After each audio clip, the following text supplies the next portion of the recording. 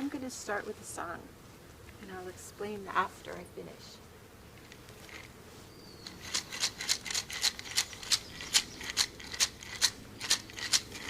Yahinahiye, Yahinahiye, Yahinahiye,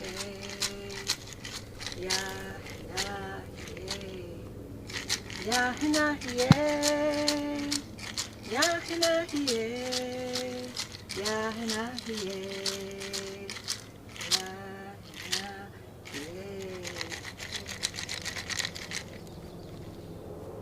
Yahinahiye is a song that I was given while doing my work in the desert. I part-time live in the Mojave Desert, Death Valley area. And some of what I do in my practice is I collect flowers and use flower energy and flower essences to help and repair the disconnections that we experience in our journey in life. And on one of these journeys to collect flowers, I ended up at near the bottom of Death Valley, which is the lowest place in the Western Hemisphere, right? And I was certain with my teacher, she and I worked together in this particular journey. We were just so excited because it had rained and there was plenty of fuel for flowers and seeds to sprout and flowers to bloom. And for the life of us, we for 3 days, we had 4 days to work, and for 3 days we went into canyons and we went down roads we hadn't been, and everywhere we went, it was just, there wasn't that resonance with the flowers. And finally we ended up near the bottom of the Death Valley Canyon, and sitting in a gully, we just said, well, we'll just sit down and stop trying. We'll just stop trying. And we sat down to eat, and I opened my bottle of water, and when I poured it, it spilled on the ground below me. And what I didn't notice until that moment was a magical pavement of color and beauty and sparkles and different textures and different infusions of different types of stone, and there they were on the ground, and when the water hit it, they just lit up like a lit up pathway in front of us. And I looked at her and she looked at me, and we were looking at the floor, and I said, look at the pretty stones. And she looked at me and she said, she didn't say anything, and I looked again, and the stones on the ground said, what are you talking about? We're the mountain. In a voice in my head, I heard them say, you have no idea what you're talking about. Girl, we are a mountain. I looked at her like, did you just hear what I heard? And the intention was to connect with nature and connect with flowers, and little did I know that what I needed to do was just be still and listen. And what I heard was the stones speaking. And this one kind of showed up soon after this excursion and this experience. And what I heard was that we are the mountains. We might be pieces. We come, and when I looked up, and there they were, the purple one came from that mountain, and the sparkly one came from that mountain, and that one, and you, and you, and you, and you. That's what happened. It was like, and me, and we, and us. We were all here. And then the song came, Yahinahiye. Yahinahiye is like, we are the pieces. This song is called Peace, P-E-A-C-E, from all the pieces, P-I-E-C-E-S, right? Peace from all the pieces. And when I honored the mountain in all her pieces, I realized that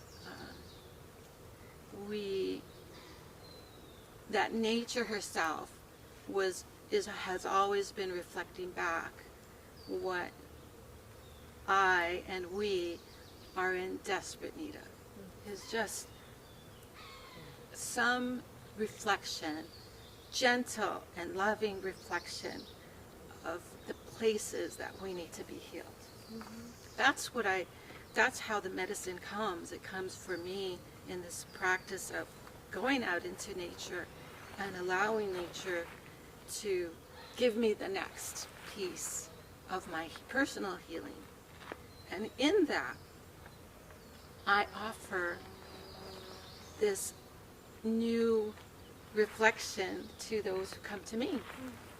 And so they get another piece brought back into some disconnected, lost, left behind part of themselves. And so when I touch the stones and I look at the stone people, I remember that they're always saying, you might feel like you're pieces, but you're really part of the great mountain. And that was one of the lessons that I got on my nature journey.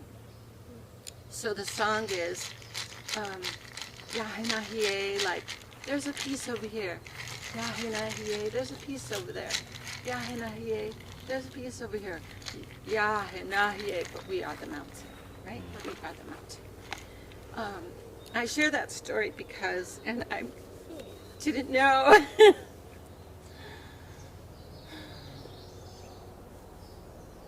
that it was going to feel so deep.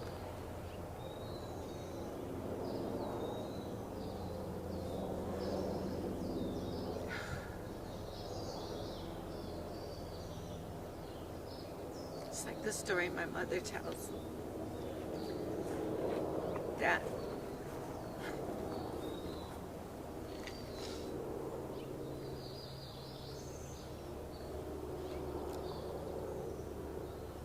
profound, great hug when you connect with sound or breath or touch or thoughts or words, that the wholeness of who you are starts to take shape, and it almost feels too big to contain.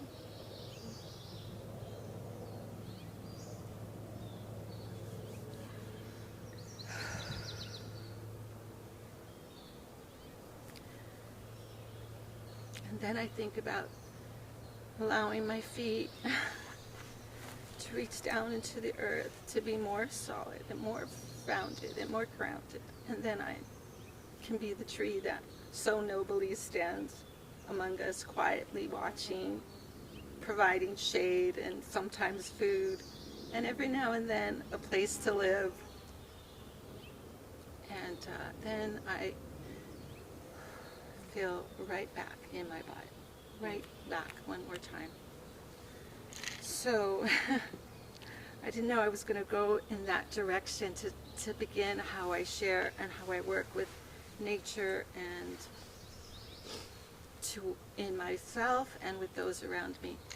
But I wanted to share that song because that song really solidified how I work and what my job is, and I become a witness and a caretaker and a provider of space. And I get to listen to the mantra and feel my feet in the ground and hear the joyful voice of the teacher and a new perspective of the world around me and the dear and strong connections of the loved ones around me. And I know that I'm not alone, that my world is so close and so together. So this song represents all of us, and it represents my connection to each person that comes to me. I create a garden in my wherever I go. My grandmother says, wherever you go, plant a garden. Wherever she brought seeds tucked in the linings of her dress, And she says, whether you're staying for a day or for a year or for a decade, you should plant something. You should plant something because you put energy into it and you feed the ground. There are stories of those who went on the Trail of Tears who planted pieces of themselves along the way, so maybe one day they'll find their way back, right? Nature is a reflection of what we need and where we are. And like you, I do a lot of talk therapy. I am a chiropractor by profession because that's the license that I chose to, but I'm also a holder of space, and I'm an energy worker. I don't say that I'm a healer because I think the healing begins with each person. Each person is the healer. I'm just the gentle guide in that direction. I'm the reflection in that direction. Flowers, I bring plants. When I can't take someone out into nature, which is one of my favorite things to do, I bring them here. And so I have a collection of pictures of places that I've been, the stones washed with water so you can see their true colors, flowers and trees and anything that just said, look at me, look at me. And what I do is I literally put them on my patients, and I ask them to show me where the need is, and sure enough they do. A shaded cactus put at the left foot of a patient might be, maybe there's some mother relationships that are really picking at you that you would like to look at. And the plants tell me where to go, and I confirm it with my client, and they will most likely be in tune. It's like the tuning comes from not trying to fix anything. I love what you said. We come full. Or maybe it was you. We are complete and full. One of my teachers would say, you have everything you need. You are everything right now, right here, right now, in the present moment. You have everything you need. What do you need right here, right now, in this moment? Right now, right here, I need nothing. I ate. I'm among beautiful people. I'm not cold. I have a car if I needed to get into warm shelter. And I don't need anything right here, right now. And nature teaches us that she and they are always present and listening and providing a piece of ourselves to us. And when we can listen, we can reflect and share and provide a new perspective.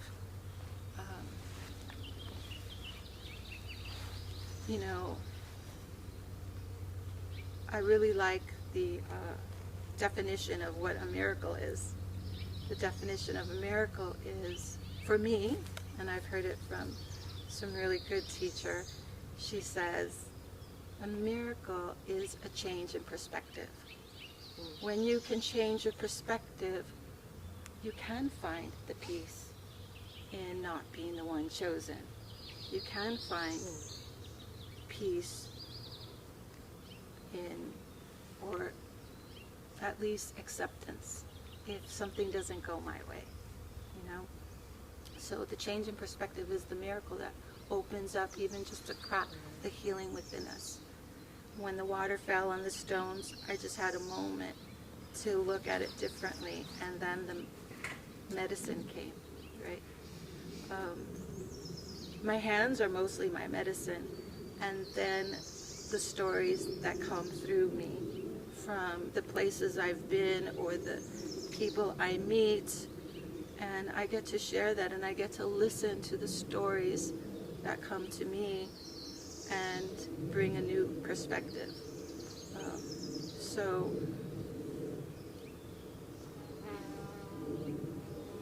I really want to encourage all of you, as my friends here, to take a moment and be okay. That you might feel like a little piece floating on some great water, not sure where the current will take you. And just know that as long as you're not still, as long as there's a breath in your body, and maybe you can't move, but you can feel, as my compañera Elena showed, that we can still feel that you might actually feel that the water is a great container of our connection with each other. The breath that I breathe is full of water. You are full of water, right? I'm so never disconnected. And the water showed me that even the stones that somehow rolled down a mountain over eons made its way down to me and connected. I'm not really sure if I'm expressing how I work, but I really want you to get that. One, you are not alone. There is nothing in your life or mine that is so weird and outrageous that it can't be understood or connected by someone else. Nature herself has gone through it all. She's gone through horrors and great, amazing transformations, and still comes back. Old buildings can be constructed in a beautiful sacred place, and once everyone is gone, nature says, no problem, I got time, and comes back. Trees growing in great stone buildings. So I'm not afraid. Number one, you're not alone. Number two, don't be afraid to the point where you stop. Number three, know that time and space can't separate you from any other being. Nothing, no time, space, realms of existence. We're all connected, and nature has a place for you.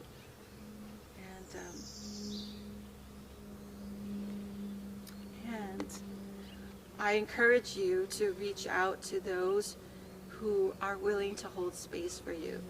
These beautiful people, because we need each other. There's no place in nature that stands alone, like an island. And even an island is not alone. It's connected to something. I love what you said about, these hormones that the trees give out. There's this beautiful video or documentary about the secret life of trees and what their roots are doing. It's not so much what they're doing above ground, but what they're doing below ground. And below ground, these great, beautiful grandmas and grandpas are feeding and supporting those around them. And every single plant is connected by a root system, just like we are connected through water above ground. And so, one, you are not alone. And nature can reflect that back to you. And maybe it's not your thing, but maybe it's worth giving it a try. Go out. Go outside. Listen. Don't be in a hurry. Allow the frequency of every plant to share something with you. I wanted to be more specific about what I do, but it seems somehow that it's not really about what I do. This is really about what nature does, is what nature can do for you. So, thank you.